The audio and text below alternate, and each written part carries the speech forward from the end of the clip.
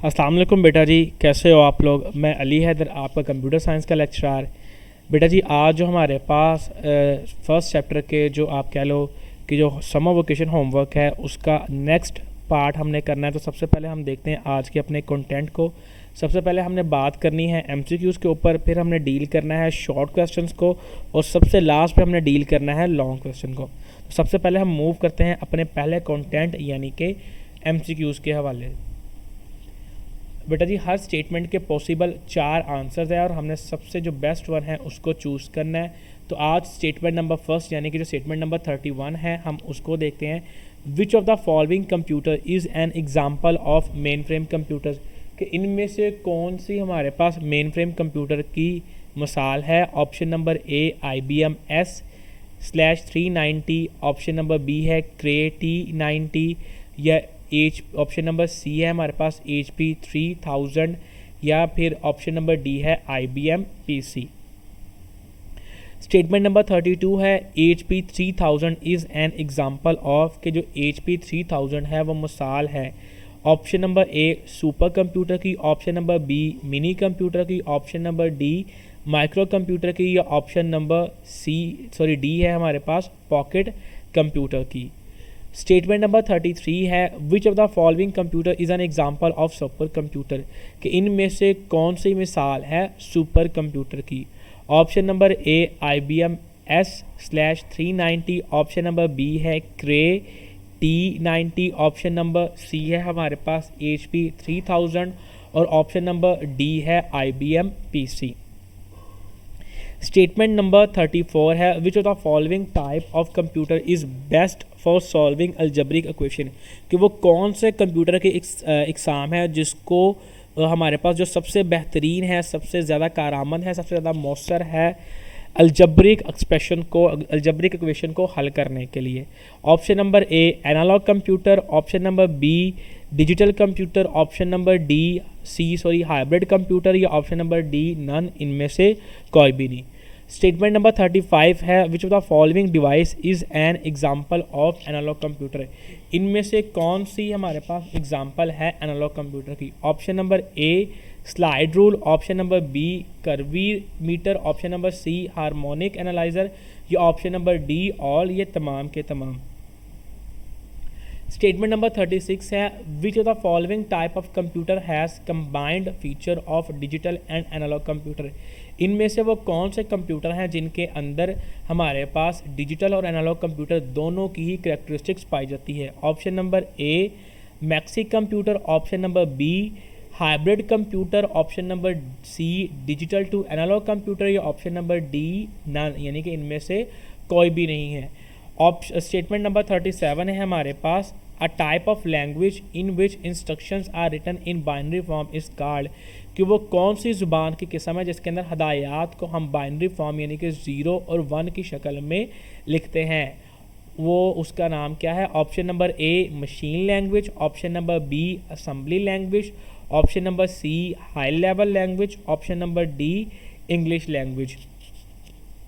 Statement number 38 है हमारे पास writing program in machine language is, के प्रोग्राम को राइट करना मशीन लैंग्वेज के अंदर क्या है। Option number A complex, option number B simple, complex का मतलब मुश्किल या फिर पेचीदा, ऑप्शन नंबर बी सिंपल यानी कि सादा तरीन, option number D time consuming यानी कि बहुत ज़्यादा इस पर वक्त लगता है, या option number D both A and C, के ए ऑप्शन नंबर ए और सी दोनों ही। स्टेटमेंट नंबर 39 है writing programs in high level language is dash than machine language, के हाई लेवल लैंग्वेज के अंदर प्रोग्राम लिखना ज़्यादा डैश है मशीन लैंग्वेज से। Option number A less time consuming यानी कि कम वक्त दरकार होता है, ऑप्शन नंबर बी है मोर टाइम कंज्यूमिंग के बहुत ज़्यादा वक्त लगता है, ऑप्शन नंबर सी है लेस सिंपल के कम सादा होते हैं, या ऑप्शन नंबर डी है हमारे पास बोथ ए एंड सी, के ऑप्शन नंबर जो ए और सी दोनों ही है। स्टेटमेंट नंबर 40 है हमारे पास which of the following is not a high level language, कि 10 झेल में से कौन सी हाई लेवल लैंग्वेज नहीं है। Option number A assembly language, option number B Pascal, option number C basic या option number D Fortran. Statement number 41, the lowest level of programming is, कि programming का सबसे लोएस्ट लेवल कौन सा है या लोएस्ट लेवल की प्रोग्रामिंग कौन सी है। Option number A Java, option number B assembly language, option number C Pascal या option number D C plus plus. An assembly language uses, के असेंबली लैंग्वेज इस्तेमाल करती है option number A English words को, option number B mnemonics codes को या option number C zeros and ones को या option number D binary digit यानी कि सनाई डिजिट्स यानी कि ज़ीरो और वन को ही। स्टेटमेंट नंबर 43 है, which of the following language is ideal for writing business application, कि कौन सी ज़ुबान है जिसको बिजनेस एप्लीकेशन लिखने के लिए सबसे बेहतरीन है। Option number A COBOL, option number B BASIC, option number C assembly language, option number D none यानी कि इनमें से कोई भी नहीं। हु डेवलप्ड सी, कि सी को किसने बनाया था। Option number A Von Neumann ने, option number B Al Khwarizmi ने, option number C Charles Babbage ने या option number D Dennis Ritchie ने। Which of the following language is designed for artificial intelligence, इनमें से वो कौन सी ज़ुबान है जिसको आर्टिफिशियल इंटेलिजेंस के लिए बनाया गया था या डिज़ाइन किया गया था। Option number A Pascal, option number B C plus plus, option number C Lisp या ऑप्शन नंबर डी कोबाल। बेटा जी MCQs हमारा यानी कि पहला कंटेंट कंप्लीट हो गया है। अब हम मूव करते हैं अपने अगले कंटेंट जो कि है शॉर्ट क्वेश्चंस। तो पहला शॉर्ट क्वेश्चन है डिफाइन कंप्यूटर सिमुलेशन, कि कंप्यूटर सिमुलेशन क्या होता है उसकी तारीफ़ करें। Computer simulation is a special type of computer model, कि कंप्यूटर सिमुलेशन एक ख़ास किस्म के कंप्यूटर होते हैं। It creates an artificial model of a system, ये किसी भी सिस्टम का एक मसनूई आप कह लो कि मॉडल क्रिएट हो बनाया जाता है। The model can be train the people, अब इस जो कंप्यूटर मॉडल को इस्तेमाल करते हुए हम मुख्तलिफ़ किस्म के लोगों को ट्रेन कर सकते हैं। It can also be use to get familiar with an environment, इसको इस्तेमाल करते हुए हम लोगों को किसी ऐसे माशरे से किसी ऐसे हालात से फेमिलियर उनको रूशनास करवा सकते हैं, उनका उनसे ताल्लुक़ बना सकते हैं before entering the environment in the real world, कि ऐसे माहौल में एंटर होने से पहले जो कि हकीकी ज़िंदगी में हो। बेसिकली अगर हम इसको आप बहुत आसान अल्फाज में इसको मैं बयान करना चाहूँ तो जो हम प्रोफेशनली ट्रेनिंग देते हैं लोगों को किसी भी काम में एंटर होने से पहले, ये उस तरह के ट्रेनर्स को कहा जाता है। यानी कि मिसाल के तौर पर जैसा यहाँ पे एग्जांपल दी हुई, the simulation of aeroplane is a part of pilot training, कि जो पायलट होते हैं जो जहाज़ उड़ाते हैं उनकी ट्रेनिंग सेशन कंडक्ट किए जाते हैं। अब जो ट्रेनिंग सेशन होते हैं उसके अंदर वो हवाई जहाज़ नहीं उड़ाते, बल्कि जो उनके ट्रेनिंग सेशन चल रहे होते हैं उनको एक ऐसा सिस्टम प्रोवाइड किया जाता है जो कि हवाई जहाज़ जैसा ही होता है। तो उसके अंदर जितने भी स्विचेस होते हैं, बटन्स होते हैं, जितने भी आप कह लो जैक्स होते हैं, उन तमाम के बारे में उनको इन्फॉर्मेशन हो, उनको इस्तेमाल कैसे करना है, कब कब करना है, इसके बारे में उनको बताया जाता है ताकि वो सही तरीके से हवाई जहाज़ को उड़ा सके। इस तमाम की तमाम जो ट्रेनिंग दी जाती है और जिस कंप्यूटर के ज़रिए जिस सिस्टम के ज़रिए दी जाती है उसको हम कंप्यूटर सिमुलेशन कहते हैं। एग्जाम्पल नंबर 2 है the students can perform complicated experiment using simulation, कि स्टूडेंट्स मुख्तलिफ़ किस्म के एक्सपेरिमेंट परफॉर्म करते हैं इसी सिमुलेशन को इस्तेमाल करते हैं। जिस तरह कि आप कह लो कि जो केमिकल इंजीनियर्स होते हैं वो लैब्स के अंदर मुख्तलिफ़ किस्म के केमिकल रिएक्शंस को परफॉर्म करवाते हैं, लेकिन जब वो पढ़ रहे होते हैं उनको जो केमिकल रिएक्शन होते हैं उनकी यूनिवर्सिटीज़ प्रोवाइड करती हैं, उनके टीचर्स उनको बताते हैं किस तरह करना है। फिर लेकिन जब वो अपनी जॉब पे जाते हैं, जॉब में जाने से पहले भी उनकी ट्रेनिंग होती है, तो वो मज़ीद उनके इल्म में और इजाफा करता है। उनको तब जाके पता चलता है कि बेसिकली उनका काम क्या, उन्होंने कैसे काम करना है और किस किस तरह से करना है। तो यही चीज़ें होती हैं कि रियल वर्ल्ड यानी कि जो हकीकी हमारा दुनिया है उसमें एंटर होने से पहले उसके बारे में लोगों को बताना कंप्यूटर सिमुलेशन का अमल होता है। Define source program, source program क्या होता है उसकी तारीफ़ करें। A program written in high level language is called source code, it is also called source program. वो प्रोग्राम जो हाई लेवल लैंग्वेज के अंदर लिखा जाता है उसको सोर्स कोड का नाम भी आता है और इसको हम सोर्स प्रोग्राम भी कहते हैं। यहाँ पे हमें बताया नहीं गया कौन सी हाई लेवल लैंग्वेज, यानी कि इसके बहुत से टाइप्स हैं, इस तरह के बेसिक हो गया, फोर्ट्रॉन होगी, कवाल हो गया, जावा हो गया, सी हो गया, C++ हो गया। तो यहाँ पे बताएगा कि कोई भी जो हाई लेवल लैंग्वेज को इस्तेमाल करते हुए हम प्रोग्राम लिखते हैं उसको हम सोर्स प्रोग्राम या सोर्स कोड का नाम देते हैं। Computer can not understand the statements of high level language, it can not execute directly, कि कंप्यूटर इन लैंग्वेज स्टेटमेंट्स को जो हाई लेवल लैंग्वेज के अंदर लिखी जाती हैं उनको समझ नहीं सकता और वो डायरेक्टली हमारे पास एग्जीक्यूट नहीं होती। तो उनको समझने के लिए, उनको एग्जीक्यूट करवाने के लिए हमें लैंग्वेज ट्रांसलेटर प्रोग्राम्स की ज़रूरत होती है जो कि हमारे पास लैंग्वेज को ट्रांसलेट करते हैं। तो उसके लिए हम कंपाइलर जो कि हाई लेवल लैंग्वेज के लिए इस्तेमाल होता है, इंटरप्रेटर भी हाई लेवल लैंग्वेज के लिए इस्तेमाल होता है, जबकि असेंबली लैंग्वेज के लिए हम असेंबलर को इस्तेमाल करते हैं। एग्जाम्पल दी गई है a program that subtract a value, कि एक प्रोग्राम जो किसी भी एक वैल्यू को सब्ट्रैक्ट करता है। स्टेटमेंट नंबर 1 हमें बता रही है a=15 के a एक वेरिएबल है जिसकी वैल्यू है 15, b=10 के b एक और वेरिएबल है जिसकी वैल्यू है 10, c=a-5 कि c एक और प्रोग्राम है, वेरिएबल है जिसकी वैल्यू बराबर है a-b, यानी कि a में से अगर हम सब्ट्रैक्ट कर दें b की वैल्यू को तो वो c की वैल्यू के बराबर होगी। प्रिंट c के प्रिंट की जो c की जो वैल्यू होगी उसको प्रिंट करवा दिया जाए। Define object programme.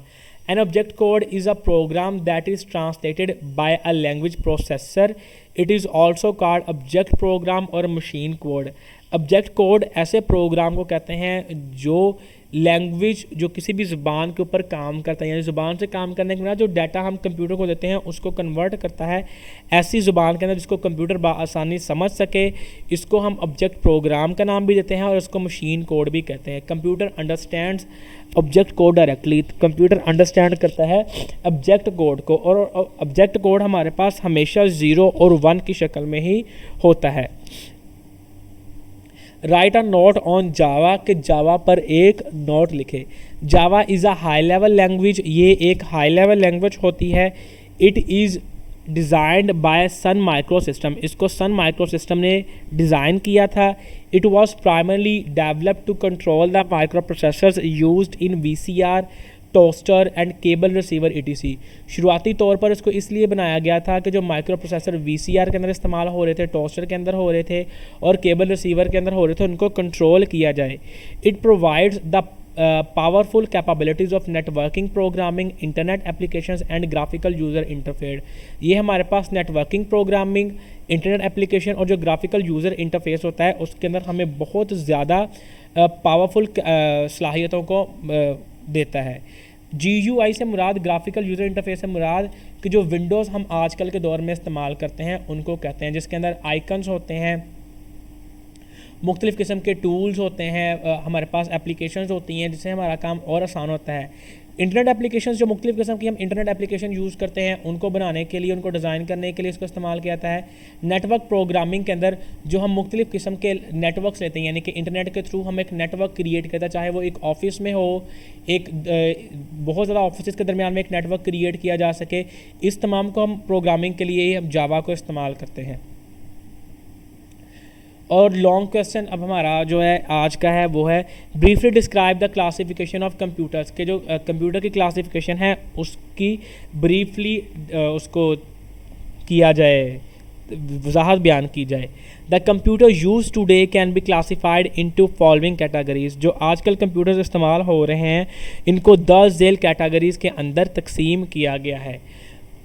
Super computer, main frame computer, mini computer and micro computer. तो सबसे पहले हम मूव करते हैं पहली कैटेगरी सुपर कंप्यूटर की तरफ। A super computer is the fastest and the most powerful computer, के सुपर कंप्यूटर सबसे ज़्यादा तेज़ तरीन और सबसे पावरफुल कंप्यूटर होता है।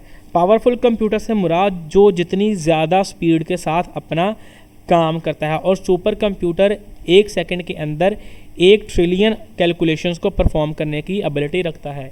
It is biggest in size and most expensive computer than other. जितने भी दूसरे कंप्यूटर्स हैं उन सब में से सबसे बड़ा साइज़ और सबसे ज़्यादा महंगा तरीन कंप्यूटर ये होता है। The fastest super computer can perform more than 1 trillion calculations पर सेकेंड। जो सबसे तेज़ तरीन सुपर कंप्यूटर है वो 1 ट्रिलियन कैलकुलेशन से ज़्यादा कैलकुलेशंस परफॉर्म करता है 1 सेकंड के अंदर। Modern super computer consist of thousands of micro processor कि जो जदीद सुपर कंप्यूटर है वो हज़ारों की तादाद पर माइक्रो प्रोसेसर पर मुश्तमिल होते हैं। It consumed a large amount of energy, ये बहुत ज़्यादा बिजली को खर्च करता है। और it the cost of 1 super computer can be up to several million dollars के एक सुपर कंप्यूटर की जो लागत होती है उस पर जो पैसे खर्च होते हैं वो बहुत मिलियन डॉलर्स, मिलियन से मुराद लाखों के अंदर डॉलर्स के अंदर होते हैं।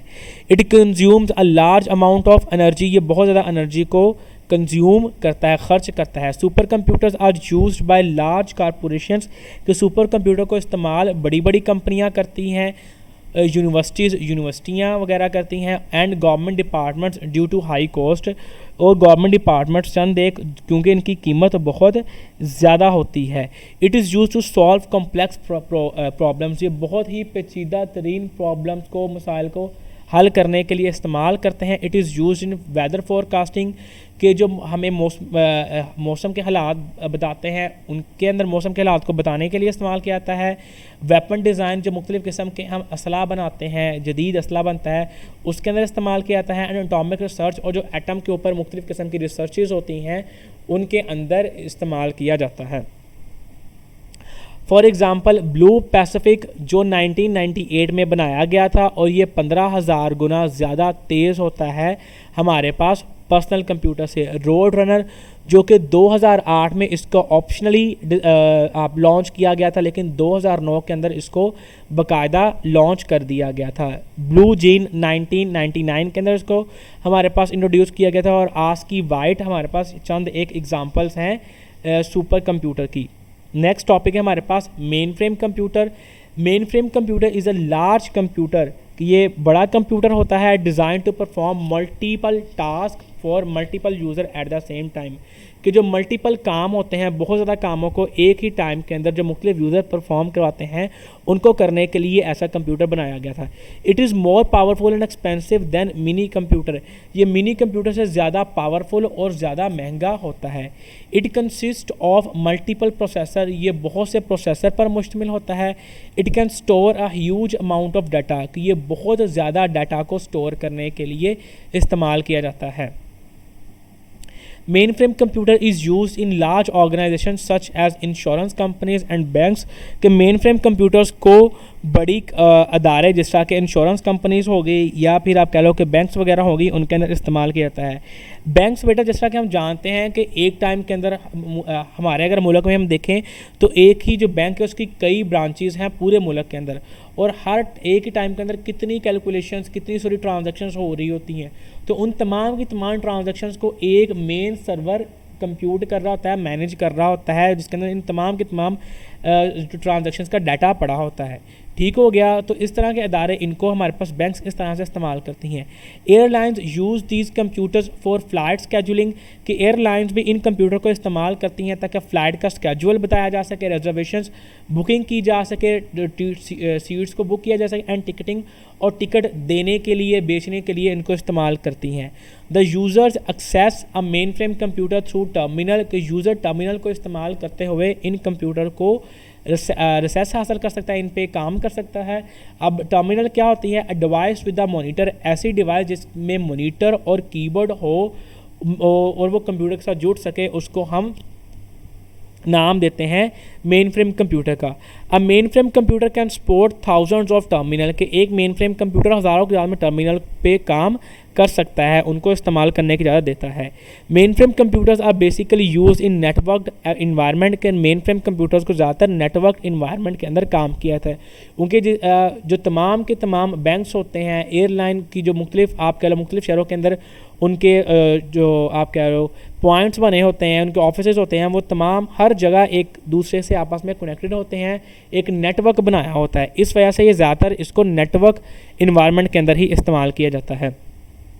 एग्जांपल्स हैं IBM S-390 NEC 610, DEC 10, IBM system Z10 इसकी एग्जांपल्स हैं। नेक्स्ट हमारे पास है जी mini computer. Mini computer is smaller in size and less powerful than main frame computer, कि मिनी कंप्यूटर साइज में छोटे और कम पावरफुल होते हैं मेन कंप्यूटर से। It is larger and more powerful than personal computer, लेकिन ये पर्सनल कंप्यूटर से बड़े और ज़्यादा पावरफुल कंप्यूटर्स होते हैं। It can supports input and output requirement of many user at a time, कि ये एक ही टाइम के अंदर बहुत सी यूज़र से इनपुट भी ले सकते हैं और उनको आउटपुट भी देते हैं। It is less expensive than main frame computer, ये मेन फ्रेम कंप्यूटर से कम महंगे होते हैं, यानी कि उनसे सस्ते होते हैं।